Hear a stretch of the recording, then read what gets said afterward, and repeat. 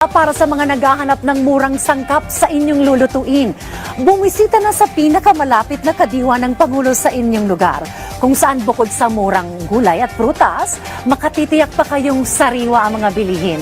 Yan ang ulat ni Gav Villegas.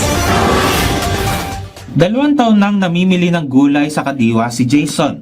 Ngayong araw, bumili siya ng sitaw, sibuyas, luya, sayote at iba pang gulay. Ang mga gulay na pinamili niya, makukonsumo ng kanilang pamilya sa susunod na 3 araw. Ayon sa kanya, nakakatipid siya ng kalahati ng presyo sa palengke sa kanyang pamimili sa kadiwa. Ang nasusubi niyang pera na ilalaan sa iba pang pangangailangan ng kanyang pamilya. Malaking tulong ho yun kasi malaki nga ho yung, yung diferensya ng presyo doon sa mga talipapa at sa mga palengke compare dito sa presyo nila.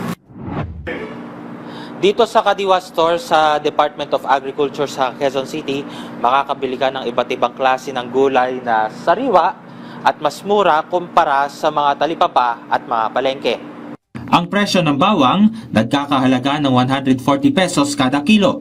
Ang pula at puting sibuyas naman ay nagkakahalaga ng 90 pesos kada kilo.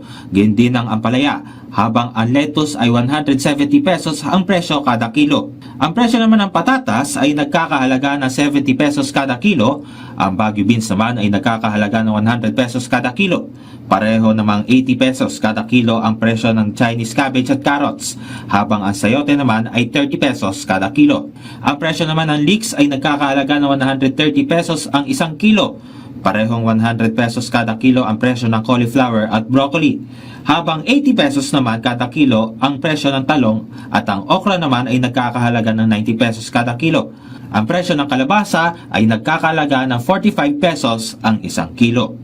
Gab Humilde Villegas para sa Pambansang TV sa Bagong Pilipinas.